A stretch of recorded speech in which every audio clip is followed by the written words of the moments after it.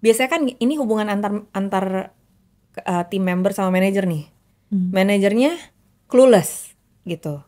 Gak tahu nih gue gimana caranya kalau punya karyawan yang baru melahirkan, baru punya anak gitu. Karyawannya gak enak ngomongnya gitu kan.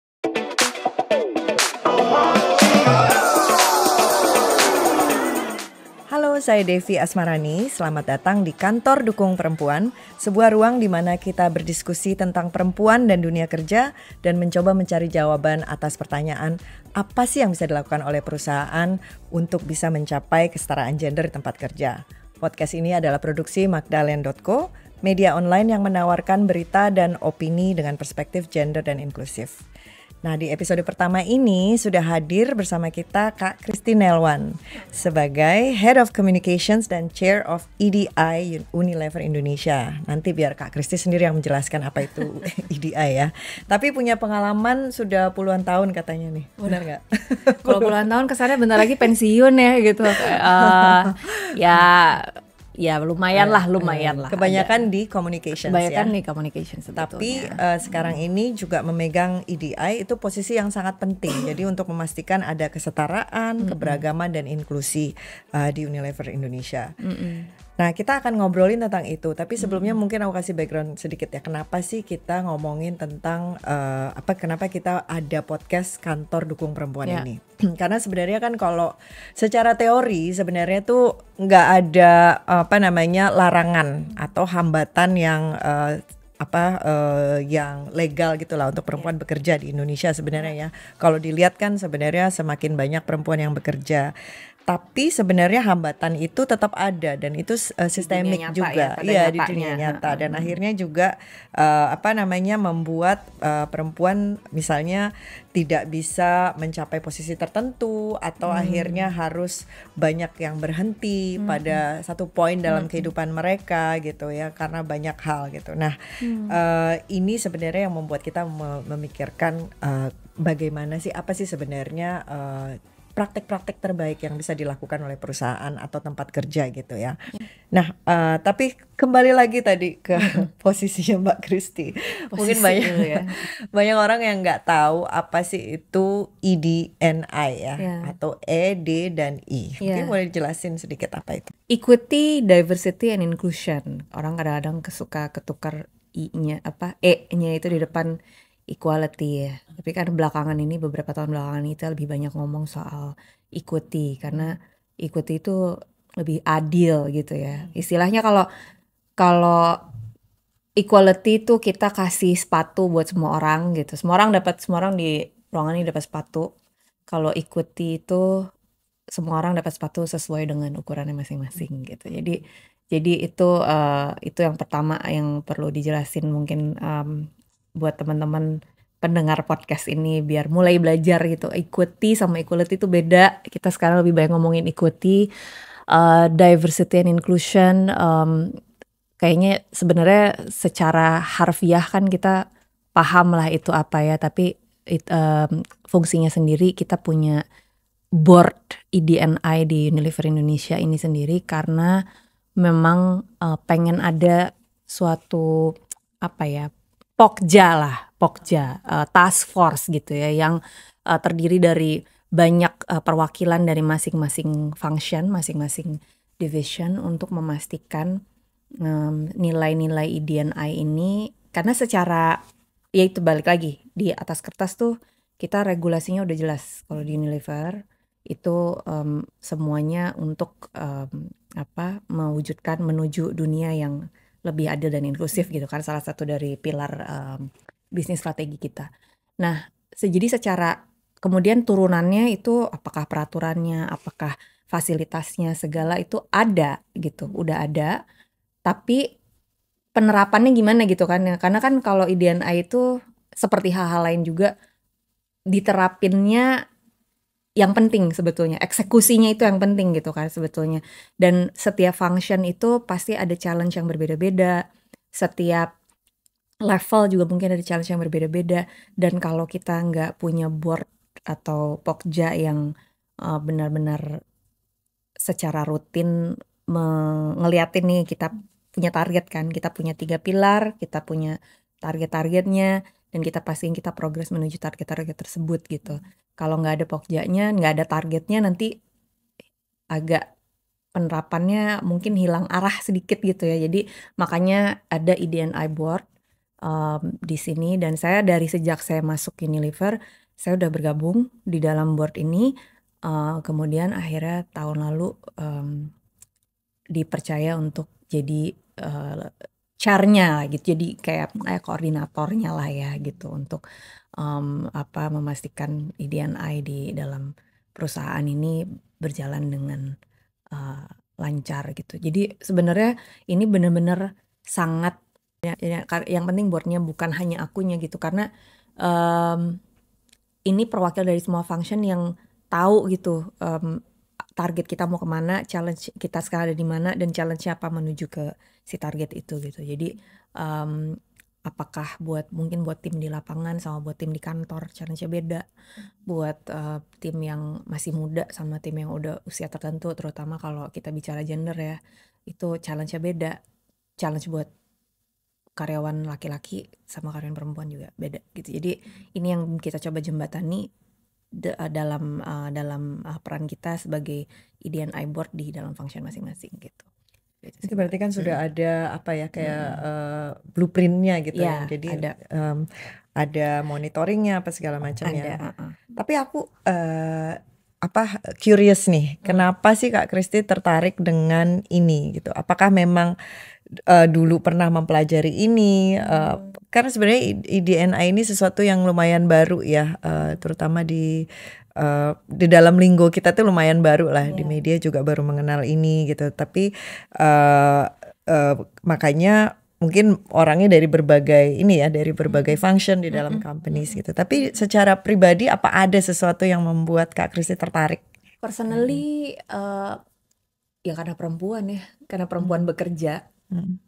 Jadi aku dibesarkan oleh orang tua yang dua-duanya sangat melek ED&I gitu. Namanya mungkin dulu bukan ED&I lah, namanya apalah dulu kan, beda-beda gitu, tiap masa beda. Tapi sekarang kita semakin maju, semakin ada study-studinya, semakin ada research-nya, semakin banyak agreement lah antar apa kita semua yang memperjuangkan hak-hak ini untuk memanggilnya ED&I gitu. Jadi saya dibesarkan oleh orang tua yang melek ED&I. Situasi di rumah dan di luar itu dari saya kecil tuh saya tahu itu beda gitu. Situasi di rumah di mana semua setara, nggak ada gender role yang pakem dan harus saklek gitu ya diikutin. Semua punya tugas yang nggak berdasarkan gender gitu di dalam rumah. Tapi kok pas keluar ternyata nggak gitu ya gitu. Kapan itu tahu? Pas kuliah? Mulai sebenarnya dari kecil udah mulai kenapa orang sangat impressed begitu tahu ayahku tuh juga masak gitu. Itu kan buat anak kecil kayak ya senang ayahku dipuji, tapi kok ibuku nggak dipuji gitu. Ibuku juga masak gitu, tapi kenapa ayah? Kayaknya heboh banget gitu kalau ayah kamu masak gitu. Itu kan itu udah mulai bertanya-tanya tuh di situ. Terus semakin besar itu kan orang tahu ibuku. Jadi ibuku tuh salah satu dari sedikit yang berkarir gitu di antara orang tua gitu kan.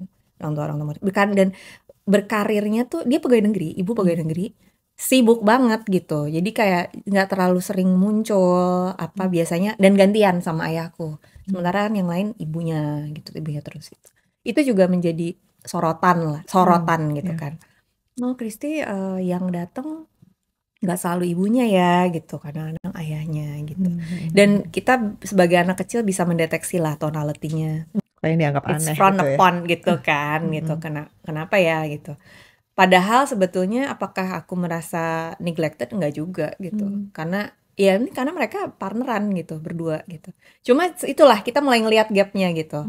Aku mulai belajar di situ dan mulai menyadari bahwa kayaknya ini banyak yang perlu dilakukan deh gitu. Kayaknya oke deh kalau, karena teman-temanku sendiri bilang, aduh enak banget ya keluarga kamu gitu, enak banget ya keluarga kamu, enak banget ya ayah kamu tuh hands on gitu, gitu loh. Jadi aku merasa oke, berarti ada gap nih di sini di dalam hal ini yang perlu.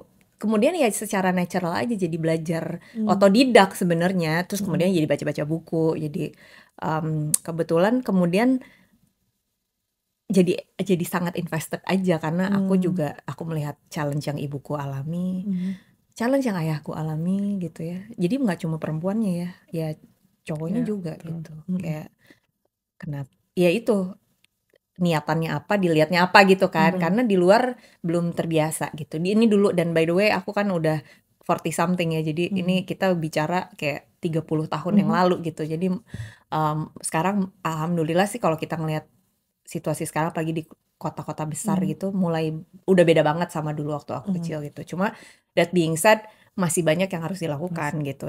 Karena di kota besar seperti ini belum tentu di yang kota-kota lain, kota-kota second city, third city itu masih banyak pasti yang harus dilakukan gitu. Itu yang jadi awalnya. Kemudian karena aku sangat invested, aku jadi memastikan juga nih kalau karena aku pernah pengalaman dulu banget, pengalaman bekerja dengan organisasi yang tidak peduli tidak ramah gender, persamaan gitu ya, tidak ramah gender. Terus makin kita belajar kan jadi ramah disabilities gitu. Itu aku sangat nggak enak, tertekan gitu. Jadi kan tiap orang mungkin punya passionnya beda-beda ya. Kalau buat aku passionku itu gitu. Jadi aku semakin tahu bahwa oke, ini bukan hanya aku punya knowledge-nya, tapi terlebih lagi aku punya drive-nya memang kayaknya karena aku mengalami sendiri, aku lihat sendiri orang tuaku tuh mixed marriage juga, beda suku, beda agama gitu. Dan itu juga kemudian jadi isu banget gitu. Jadi nggak jelas kenapa gue dilihatnya sebagai sebuah case to solve gitu ya. Karena kasihan banget ya orang tuanya beda agama. Nggak kasihan gitu, baik-baik aja gitu sebenarnya gue merasa ya. Tapi justru diginiin ini nih yang nggak enak gitu sebetulnya. Sama sekali tidak persatuan gitu kan gitu. Kalau kita mau ngomong Pancasila ya gitu, kok tidak ketuhanan yang Maha Esa, kok tidak persatuan nih gitu rasanya gitu sih. Jadi kalau mau melihat kenapanya sih dari situ sih Mbak. Terus akhirnya karena aku nggak enak tuh dulu pengalaman pertama, terus jadinya kesini aku selalu berusaha, alhamdulillah dikasih jalannya gitu, berusaha selalu bersama perusahaan yang setidaknya di atas kertas dulu deh gitu, beneran ada niatnya nggak kan kalau di atas kertas tuh intentionnya udah jelas gitu ya. Kemudian apalagi kalau yang benar-benar penerapan gitu, seperti yang makanya alhamdulillah bisa masuk, bisa bersama Unilever tuh itu jodoh lah. Kalau kita ngomongin bagian dari ADNI ini tentang perempuan, sisi perempuannya, sebenarnya isu utamanya itu apa sih dan kenapa itu menjadi sangat penting gitu?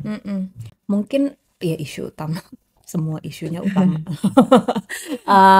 Tapi mungkin kita mulai dari yang sangat fundamental dulu adalah kayaknya banyak yang aku merasa pot putusnya itu adalah kebanyakan itu dari kita mikir kesetaraan gender atau hak-hak perempuan, pemenuhan hak perempuan itu hanyalah untuk perempuan gitu. Padahal, nah ini nih yang aku sangat selalu bilang sama orang-orang, baca deh kenapa sih kesetaraan gender itu penting. Ini bukan perkara hak perempuan, hak asasi perempuan aja, which is itu juga important, tapi it's part of bigger problem gitu, it's part of bigger dream gitu. Karena studinya udah banyak banget, tinggal di Google gitu teman-teman bisa cari bahwa kalau semua lingkungan termasuk tempat kerja yang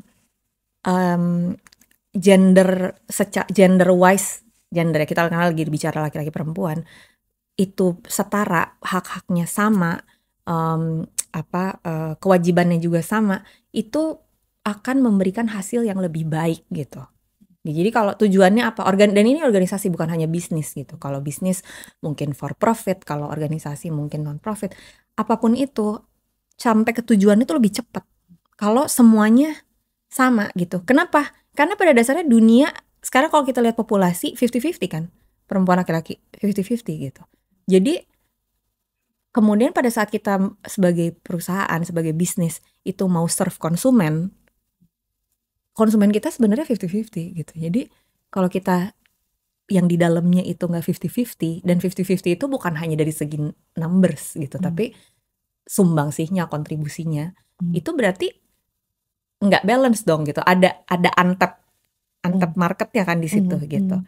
Itu mungkin fundamentalnya dulu kenapa penting gitu. Nah, baru abis itu turun, oke, kalau gitu kita translate 50-50 itu gimana gitu. Apakah hanya dari angka, kan banyak juga yang mikir, iya kita udah dari angka 50-50 gitu secara perusahaan, sebagai perusahaan. Tapi apakah sebetulnya net-net kalau kita lihat hasil yang dikeluarkan dari si organisasi ini, net-net benar-benar 50-50 ininya, kontribusinya? Belum tentu gitu. Karena misalnya power dibilang angka 50-50, tapi perempuannya banyaknya hanya di yang level rendah gitu. Tapi di level decision makingnya ternyata masih cowok semua gitu misalnya. Itu kan itu banyak yang harus banyak yang harus di drill gitu, banyak yang harus dilihat gitu. Tapi ya itu, kalau ditanya kenapa penting, karena ya satu, hak asasi perempuan itu manusia juga gitu kan, ya kan. Dan kita semua tahulah dunia yang saat ini kita tinggali ini, saat ini kita, the world that we live in, itu masih dunia yang dibangun oleh laki-laki dan laki-laki gitu. Bukan salah siapa-siapa gitu. Emang itu kenyataannya seperti itu, cuma kita harus menyadari itu dan kita harus progres dong gitu. Jangan diam aja gitu. Kedua, jadi itu satu. Kedua, perempuan manusia juga, hak asasi manusia, perempuan manusia juga. Kedua, ya kalau kita mau mendapatkan hasil yang terbaik, kenyataannya marketnya di luar sana, konsumen kita di luar sana, audiens kita di luar sana 50-50, ya berarti harus dihitung gitu. Source yang mengerjakannya juga harus 50-50 gitu. Ya itu penting banget ya. Banyak sekali perusahaan yang bilang, oh kita di sini 80% malah pekerjanya perempuan. Tapi begitu semakin ke atas ternyata laki-laki pas dilihat di boardnya ya. Betul. Ini aku pengen lebih masuk nih ke apa sih praktek-praktek yang dilakukan oleh Unilever. Apa aja sih kebijakannya atau inisiatifnya, dan apa ya, di luar dari kebijakan itu sendiri kan sebenarnya ada yang penting, satu yaitu membangun budaya ya. Nah apa sih yang dilakukan untuk membangun budaya ini juga?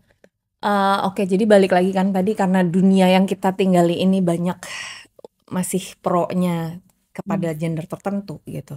Ada kemungkinan sangat besar perempuan mengalami diskriminasi, perempuan mengalami kekerasan, perempuan mengalami bullying gitu kan. Nah, jadi sekarang yang kita bangun sebagai culture di Unilever Indonesia dengan pemikiran seperti itu, kita bangun sebagai culture adalah memastikan, tentu saja kita dalam penilaian performance dan lain-lain itu kita semua berdasarkan merit gitu ya. Tapi oke, berdasarkan merit, cuma menuju ke sana itu kita recognize dong challenge-nya apa aja gitu. Buat equity tadi, prinsip equity tadi gitu. Challenge-nya buat laki-laki seperti apa, buat perempuan seperti apa. Perempuan yang baru masuk entry level seperti apa, perempuan yang lagi tengah-tengah yang udah mungkin mulai berkeluarga, baru membangun keluarga baru gitu kan, jadi ibu, pertama kali jadi ibu itu seperti apa. Dan kemudian selanjutnya setelah dia juga sudah mulai di level yang tinggi, dia apa sih yang menjadi itu kan, glass ceiling itu yang menjadi barrier dalam dirinya untuk dia nggak mau terus ke level tertinggi gitu ya. Nah, kita kalau bicara perempuan itu kita mungkin yang paling mudah bukan mudah lah, paling kentara gitu ya. Kita sangat mengrecognize challenge perempuan, karyawan perempuan saat mereka baru mulai jadi ibu. Kita baru mulai membangun keluarga gitu. Beda loh itu challenge-nya yang dialami oleh laki-laki yang baru membangun keluarga dan perempuan yang baru membangun keluarga. Pagi mereka pertama kali punya anak, pertama kali hamil, pertama kali punya anak, jadi ibu muda gitu ya. Tapi at the same time juga mungkin mereka udah di mid management saat itu gitu. Jadi mungkin diperlukan stamina yang kuat gitu ya. Dan challenge-nya itu bukan hanya secara fisik, tapi juga mental gitu. Jadi kita lihatlah apa yang kita bisa lakukan sebagai perusahaan gitu kan. Satu ya secara langsung dulu aja, fisik dulu. Ibu muda itu kan apa sih yang menjadi pikiran pertama, pasti anak gue gimana nih kalau gue kerja gitu kan. Kita ada maternity leave, terus pas balik tuh gimana gitu. Itu kan yang dipikirin. Jadi kita pastiin kita ada nursery room yang proper, kita ada daycare gitu, daycare yang di provide buat ibu-ibu muda gitu, buat nggak hanya ibu-ibu ya, papanya juga kalau lagi bagian dia Lagi jaga. harus bertanggung jawab akan anak-anaknya ya, pokoknya buat karyawan semua ini. Tapi lebih dari itu kita juga punya modul training buat manajer-manajer yang biasanya kan ini hubungan antar team member sama manajer nih. Manajernya clueless gitu, nggak tahu nih gue gimana caranya kalau punya karyawan yang baru melahirkan, baru punya anak gitu. Karyawannya nggak enak ngomongnya gitu kan. Kayak saya pernah dengar cerita teman saya di perusahaan lain yang bilang, gue tuh nggak berani, gue tuh sampai ASI gue tuh nggak lama karena gue nggak rajin pumping. Itu ininya dia ya, kesimpulannya dia. Kenapa lu nggak rajin pumping? Karena gue nggak enak kalau lagi tengah meeting Harus pumping. Kenapa nggak enak? Gak enak aja ngomong sama bosnya gitu. Itu salah gue ya gitu. Dia mikirnya kemudian seperti biasa, perempuan itu kan cenderung menyalahkan diri sendiri. Salah gue sih, gue aja nggak berani ngomong sama bos gue sih gitu. Tapi menurut saya itu ada juga peran bosnya lah di situ gitu. Nah makanya di sini di Unilever ada tuh modul trainingnya. Lo kalau jadi manajer, anak lo baru jadi ibu, itu bagaimana sih cara jadi bos yang baik gitu, bos yang suportif gitu. Karena kan kadang-kadang kayak karyawan mana, apalagi culture kita lah, mana berani ngomong sama bosnya. Mungkin harus bosnya yang bilang, Kristi ini kok lo belum pumping dari tadi gitu. Atau bilang di awal begitu masuk kayak, pokoknya begitu lo tiap kali lo perlu pumping gitu. Jadi nggak cukup lah cuma sediain nursery room. Bosnya juga, si manajer-manajer ini juga harus well equipped gitu. Karena begitu kita percayanya, begitu ibu muda ini, begitu karyawan perempuan kita ini tenang, kontribusinya juga maksimal gitu. Gitu sih. Jadi itu salah satu contoh ya. Kan jadi harus ada fasilitasnya ada, tapi harus ada enforcement dalam artian enforcement yang bukan ini ya, bukan hukuman tapi di equip gitu. Karena kita juga sadar mungkin buat para manajer-manajer itu bukan sesuatu yang mudah gitu. Apalagi kalau manajernya laki-laki, mungkin bingung juga gue, awkward juga gue, gimana caranya nih gitu, nggak tahu gitu. Insensitif aja kadang-kadang. Ya kita cobalah jembatani itu gitu sebagai contoh. Menarik ya. Jadi itu tadi ya, di kebanyakan tempat itu mungkin yang disediakan hanya ruang laktasinya atau apa, tapi di sini juga dibangun alliance-nya itu ya. Jadi menjadi membantu orang untuk menjadi ally ya, meskipun dia laki-laki atau misalnya dia manajer atau benar. Tadi juga Kak Kristi ngomongin soal kekerasan. Kan setahu saya kan Unilever tuh ada beberapa pabrik ya, dan pabrik tuh biasanya kan ada banyakan laki-laki gitu. Nah, apa sih yang dilakukan untuk misalnya mencegah atau mengatasi masalah-masalah yang berhubungan dengan kekerasan, terutama kayak kekerasan berbasis gender, kayak kekerasan seksual. Yang paling rentan tuh buat kita kan kalau di kantor, di head office ini kan, karena lumayan lah ya di dalam kantor tuh lumayan beda lah kondisinya sama yang kalau di lapangan, tim sales kita, atau di pabrik, bener yang tadi Mbak Devi bilang. Jadi apa yang kita lakukan adalah, ya again itu harus dari semua arah gitu. Jadi misalnya tim sales kita itu semuanya itu tahun lalu, itu kita mulai tahun sebelumnya sampai tahun lalu, dan kita akan teruskan gitu ya, continuous, kita kasih bystander intervention training gitu. Jadi tapi kan ini walaupun namanya bystander intervention training, itu kan sebetulnya dikasih basisnya lah, mengenali kekerasan seksual berbasis gender itu apa, terus kemudian apa yang dilakukan kalau kita menjadi target, apa yang dilakukan kalau kita menjadi witness gitu, dan bagaimana kita menghindari untuk kita jangan sampai jadi pelaku tanpa sengaja gitu ya. Itu kita kasih ke tim sales kita dan tim manufacturing kita di pabrik gitu, kita kasih. Jadi coba itu knowledge-nya, karena asumsi aja lah. Kalau menurut saya kita harus asumsi bahwa orang tuh nggak tahu soal kekerasan berbasis gender.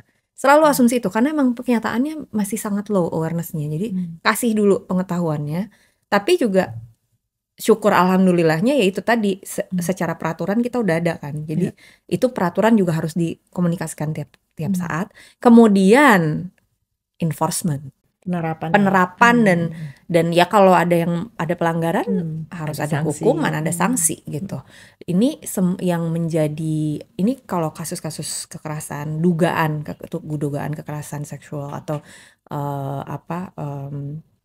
bullying itu masuknya nanti ke business integrity board yang dipimpin oleh presiden director kita sendiri gitu. Jadi nggak sendiri, dia sendiri gitu yang mimpin. Nanti ada semua perwakilan dari function lain akan direview semua facts dan kemudian ditentukan step-stepsnya berdasarkan regulation tapi juga berdasarkan apa yang terjadi gitu. Nah itu jadi lengkap ya, kasih pengetahuannya, kasih pastikan hukumnya ada in place tapi juga diterapkan dan sehingga orang tahu bahwa kita nggak main-main gitu. Dan itu buat semua, baik apakah itu terjadinya internal, apakah dugaannya internal, dugaannya eksternal, itu syukurnya tuh ekosistemnya sudah robust gitu. Jadi tentunya kita bisa follow up terus gitu ya kalau ada situasi yang rentan dan dugaan pelanggaran gitu. Menarik ya. Aku yakin masih banyak lagi kebijakan-kebijakan yang ya tujuannya itu tadi ya, untuk mendorong kesetaraan gender dan sebagainya. Di luar tadi yang kita sudah omongin tentang kesetaraan gender, apa aja sih yang dilakukan gitu kalau misalnya kita melihat berbasis dari tadi itu? Bukan gender aja ya, itu apa aja yang kita lakukan. Banyak banget. Ini sampai harus lihat contekannya. Jadi apa yang sudah kita lakukan internal dulu, misalnya karena kita selalu percaya semua tuh dari dalam dulu ya. Jadi internally yaitu kita memastikan, mengadvokasi bahwa situasi bekerja itu semua sesuai dengan kaidah-kaidah D&I gitu ya. Itu dari kita memastikan bahwa peraturannya ada in place, dikomunikasikan, kemudian kita kasih pembekalan juga secara berkala, dan kemudian memastikan juga bahwa leadersnya well equipped lah gitu untuk menjalankan itu, memimpin timnya setiap hari dengan kaidah-kaidah tersebut, dan mendorong potensi karyawan tanpa melihat hal lain kecuali ininya pencapaiannya dan apakah mereka menjalani nilai-nilai Indonesia. Dua, kita mungkin karena kan pada akhirnya angka juga ya, hard numbers gitu. Kalau kita lagi di board meeting tuh selalu ngomongnya, lagi ngomongin D&I itu selalu ngomong hard numbers-nya, big win-nya apa gitu. Kita harus lihat, pastiin selalu gender balance tuh terjadi gitu. Jadi misalnya mastiin itu tadi bahwa ya secara keseluruhan karyawan kita jumlahnya berapa, hampir 5.000, 50-50 kok gitu. Nggak cukup seperti itu ya gitu. Kita harus lihat drill down lagi gitu di level-levelnya bagaimana, karena pada akhirnya power dynamic-nya itu yang penting kan gitu. Jadi kita pastiin nih at least balance secara keseluruhan, tapi di pengambilan keputusan tertinggi juga balance di level board, di bawahnya satu level di bawahnya juga balance gitu. Jadi itu kita pastiin gender balance organization, dan itu adalah sesuatu yang kita pantau, intervensi kalau dibutuhkan. Setiap tahun ada angka-angkanya gitu, selalu di review dan adalah intervensi terutama kalau di function tersebut. Di tiap function juga kita lihatin. Terus kita punya kode etiknya kan. Kode etiknya banyak, tapi salah satunya yang sangat berhubungan dengan D&I ini adalah namanya RDFT. respect, dignity, and fair treatment. Itu ada di, kalau perusahaan biasanya pakai COBC ya, Code of Business Conduct kita. Ada bagiannya tuh di situ. Kita pastikan itu kita komunikasikan secara continuous, jadi orang tahu bahwa semua karyawan termasuk perempuan dan karyawan dengan disabilitas itu tahu hak-haknya dan memastikan bahwa mereka mendapatkan perlakuan yang adil dan setara. Kemudian yang keempat itu, ini kan ya balik lagi tadi, kita pada saat kita drill down kita tahu nih di level mana challenge yang paling challenging gitu, bahwa itu glass ceiling, makin ke atas nih makin susah kita mastiin perempuan terus ada gitu ya, 50-50 gitu, tetap terus balance itu, jadi punya dapat perhatian khusus. Nah kemudian function tertentu itu juga unfortunately seniatnya pun kita supply-nya masih kurang gitu kan. Jadi engineering gitu ya, mungkin di lapangan di sales juga itu masih kurang. Nah ini jadi kita harus juga ada kontribusi untuk mendorong kemampuan perempuan untuk berkarir di bidang-bidang STEM lah gitu. Jadi ada intervensinya gitu, kita liatin oke, manufacturing nih walaupun susah tapi at least jangan turun, walaupun susah dinaikin tapi jangan turun, dan kita pastiin kita equip nih si perempuan-perempuannya, leaders supaya mereka bisa terus naik gitu kan. Terus sales juga demikian gitu, jadi kita pastiin itu ada lah yang kita lakukan gitu, jangan dibiarkan aja gitu, itu harus kita dorong gitu ya. Terus secara eksternal itu tadi internal, secara eksternal inisiatif keadilan gender yang kita lakukan di dalam itu, kita berusaha sharing lah gitu ya, kayak sekarang nih kita lagi sharing, maksudnya bukan ria gitu, tapi lebih banyak lagi organisasi, dan ini nggak hanya harus perusahaan private gitu, semua organisasi lah kalau bisa kayak gini gitu ya. Dan kita juga belajar sama yang lain-lain gitu ya, ada organisasi-organisasi lain yang juga udah sangat advance dan banyak yang bisa kita pelajari dan bisa kita terapkan di dalam gitu ya. Jadi itu mengkomunikasikan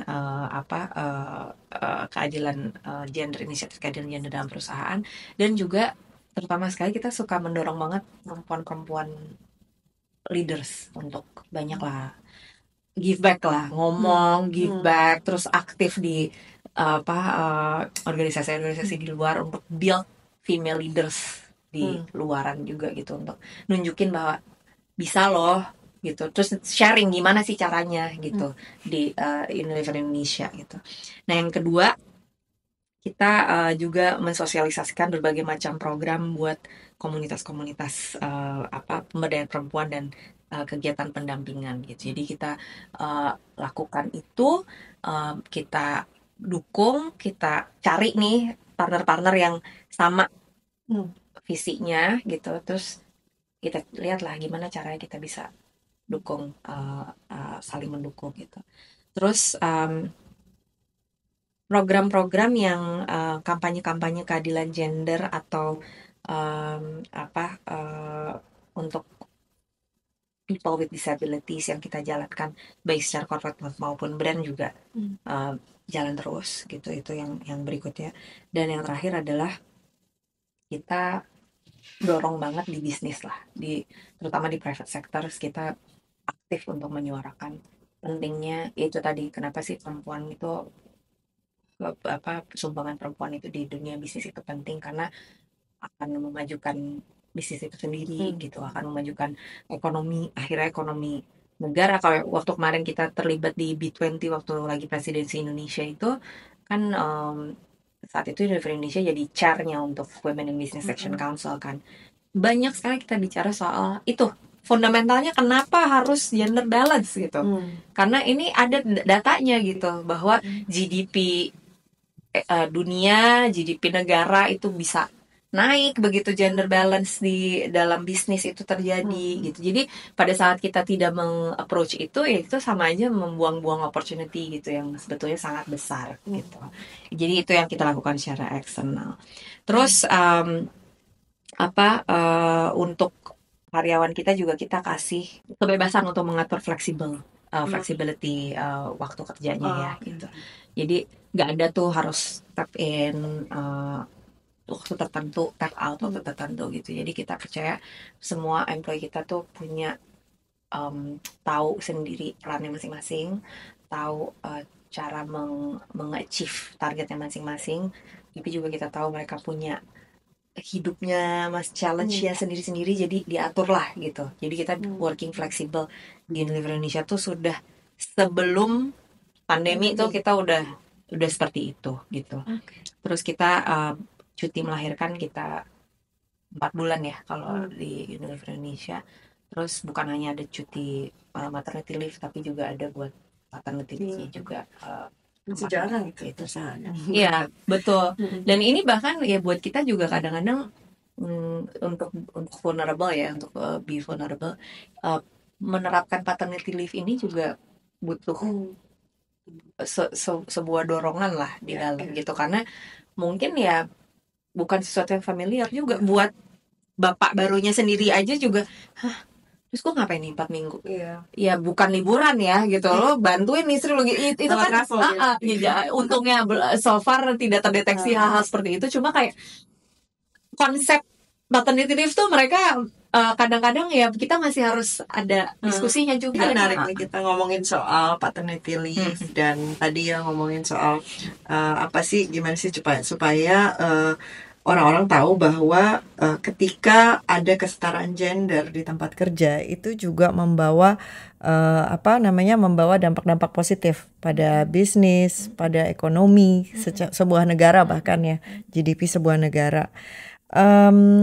Dan ini juga mengcounter perspektif yang cukup kuat bahwa orang-orang yang berjuang untuk kesetaraan dan keadilan gender ini cuma mikirin perempuan aja gitu kan.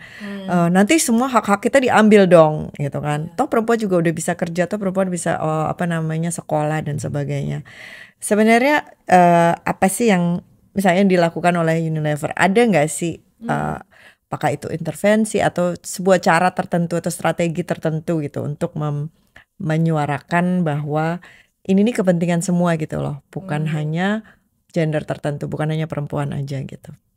Ya itu ya, kita berusaha di dalam tuh yang kita libatin, kayak tadi kan saya bilang leaders perempuan harus banyak ngomong gitu, untuk berbagi lah, sharing terutama sama leaders perempuan lain di luar sana gitu.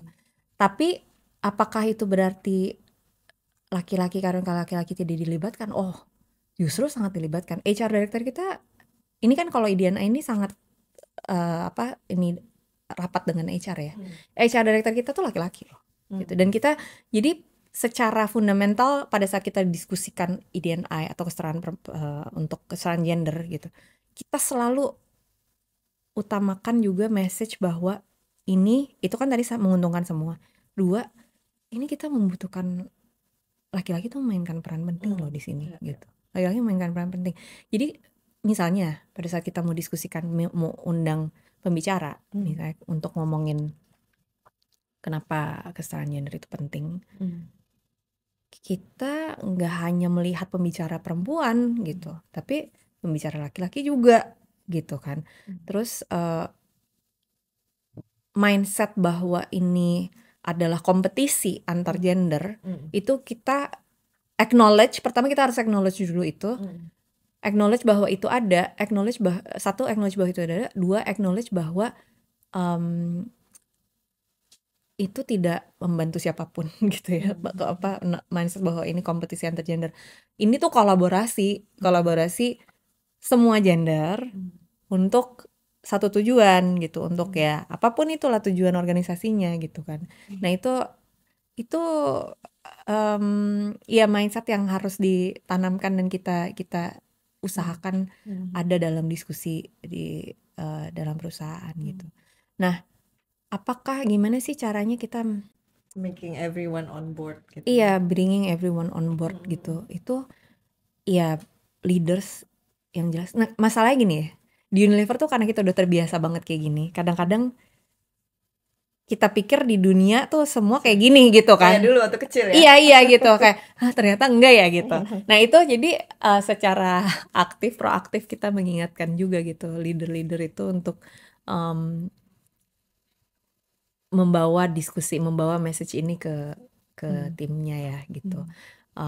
Board kita, IDNI board kita itu setengah-setengah juga, 50-50 juga gitu, ada laki-lakinya, dan terutama di function-function yang challenging untuk gender balance-nya tercapai, itu justru cowok yang represent di IDNI board. Kemudian mereka juga memastikan conveying the message ke timnya masing-masing gitu ya, bahwa ini bukan kompetisi antar gender gitu, ini kolaborasi supaya kita semuanya nyampe gitu. Dan kalau saya ngobrol banyak lah sama jenderal-jenderal, para senior di lapangan ya gitu ya, di manufacturing sites gitu. Mereka tuh ya again ya, kemudian karena kita culture memang sudah begini, dibangunnya begini, kemudian secara natural juga mungkin jadinya kita attracting talents yang memang mindsetnya udah open gitu. Ini kalau ngobrol sama male leaders gitu di banyak function, itu mereka adalah championing banget untuk ini gitu, untuk kesetaraan ini gitu. Jadi mereka semua alhamdulillahnya paham kenapa, dan juga paham bahwa sometimes it feels like a competition between two genders, tapi therefore they facilitate the discussion and making sure that everyone understand bahwa ini bukan kompetisi, ini justru kolaborasi gitu, dan in the end semuanya akan diuntungkan. Iya, yang simpel aja, kalau target nyampe, yang dapat bonus kan semua gitu. Gitu. Itu kan ya kenapa kita harus nggak mau gitu. Menarik sih ya, kayaknya Unilever emang banyak punya cerita atau banyak punya perspektif yang bisa dibagikan. Karena aku kok yakin masih banyak sekali perusahaan yang masih belum melihat ini sebagai suatu prioritas ya. Ya. Dan atau mungkin kurang banyak lah. Atau mungkin mereka sudah punya pemahaman itu tapi they don't know how to start, where to start Ya, gitu. Mungkin ini satu aku kasih mungkin Kak Kristi bisa berbagi ke kita, how can you start if you are a company, where to start gitu. Kalau mereka ingin mulai meningkatkan ini ya atau mulai mengadopsi nilai-nilai EDI, termasuk juga bukan hanya mengadopsi aja tapi juga sampai ke level memastikan bahwa itu menjadi sesuatu yang inherent dalam perusahaannya gitu. Mungkin. There's a way. Tapi ini saya campur ya, ada idealisme tapi juga ada experience gitu. Kalau menurut saya karena ini adalah isu yang unik ya, jadi sangat perlu top down sih, sangat perlu dari sebuah atas, organisasi itu dipimpin oleh pimpinan-pimpinan yang menyadari pentingnya gitu, menyadari pentingnya diversity, pentingnya equity, pentingnya inklusi gitu. Tadi itu 2 poin ya, bukan hanya hak asasi manusia, tapi juga kalau kita memang betul-betul mau target kita tercapai dengan lebih cepat, dengan lebih efektif, lebih efisien,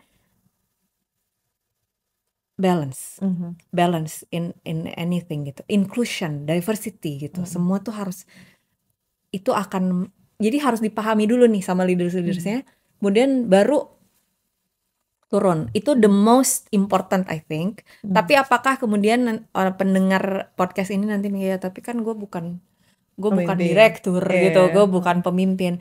Ya harus ada change maker kan di dalam organisasi gitu. Karena belum tentu kalau pemimpinnya tidak melakukan sesuatu, itu belum tentu pemimpinnya tuh gak mau loh. Satu, itu belum tentu dia gak mau. Bisa jadi gak ngerti. Belum tentu gak ngerti. Bisa jadi oh iya juga ya gitu, belum masuk priority list gitu ya. So harus selalu ada yang bisa dilakukan gitu. Apakah di dalam, mungkin kalau yang merasa aku kan bukan pemimpin gitu, aku bukan direktur, mungkin dilihat dulu, di review dulu. Ini kan karyawan-karyawan zaman sekarang ini kadang-kadang kan saya ngomong gini, ngomongin diri sendiri ya. Kadang-kadang kita tuh nggak tahu dengan jelas gitu peraturan-peraturan ya di organisasi tempat kita bekerja itu kayak apa sih. Pelajari dulu deh. peraturannya, code of business conduct-nya gimana. Baru di situ kita bisa lihat kan, oh oke, berarti intention dari perusahaan ini, values-nya adalah ini. Terus peraturannya adalah seperti ini. Apakah sudah memenuhi kaidah-kaidah IDNI? Kalau sudah, pertanyaan berikutnya, udah diterapkan belum? Penerapannya gimana gitu? Baru berarti kalau enak tuh kalau sudah, sebenarnya kita tinggal memperjuangkan penerapannya, ya kan? Nggak tinggal sih sebenarnya, tapi udah ada base-nya lah gitu. Nah kalau belum, nah ini nih yang mungkin agak lebih jadi PR. lumayan nih gitu, banyak harus advokasi dan lain-lain gitu. Cuma kalau emang ininya udah mindsetnya udah ini untuk supaya tujuan kita tercapai gitu kan, cepat ya mesti mau lah gitu, karena kan ya ngapain lagi bikin organisasi kalau nggak mau buat tujuannya tercapai dengan cepat gitu kan. Ya, jadi ya menurutku selalu ada yang bisa dilakukan gitu, selalu ada yang bisa dilakukan, walaupun memang sangat efektif untuk top down itu sangat efektif dan penting lah gitu, penting gitu untuk memastikan itu organisasi itu dipimpin oleh orang yang paham dan benar-benar mempercayai gitu ya, gitu. maksudnya. Paham kenapa sih penting gitu.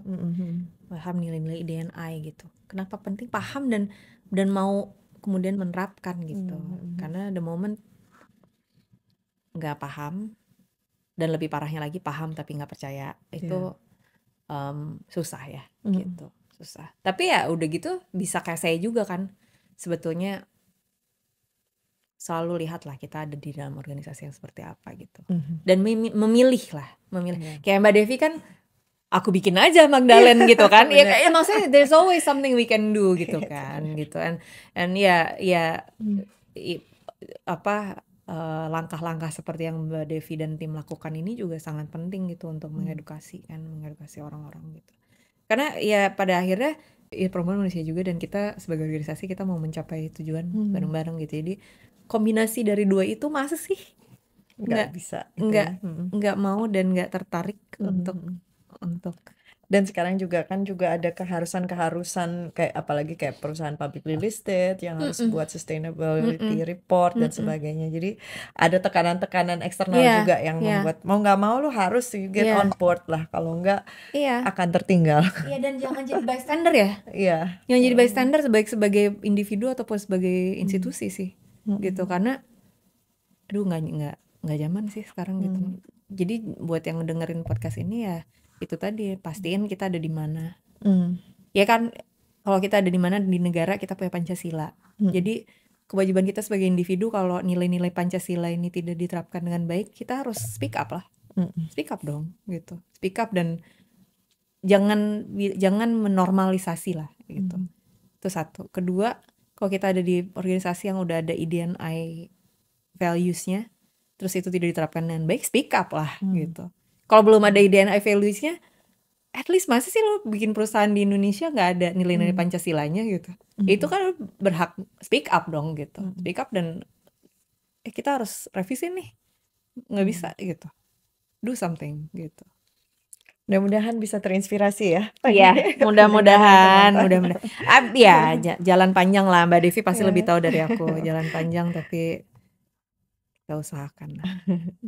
Oke, makasih banyak Kak Kristi. Ini obrolannya sangat menarik dan semoga bisa jadi inspirasi bagi orang-orang lain, baik apakah mereka mungkin di level kepemimpinan, pembuat keputusan, atau karyawan biasa gitu yang memang punya ketertarikan. Karena ya itu tadi, do you wanna stay in the 1950s type of culture atau kamu mau ini ya? Do you wanna do something about it? You wanna do something about it. Karena gitu. ini ya, the moment you say ya tapi apalah aku ini, itu langsung harus nggak bisa kayak gitu mikirnya gitu. There's always something you can do dalam whichever capacity lah gitu.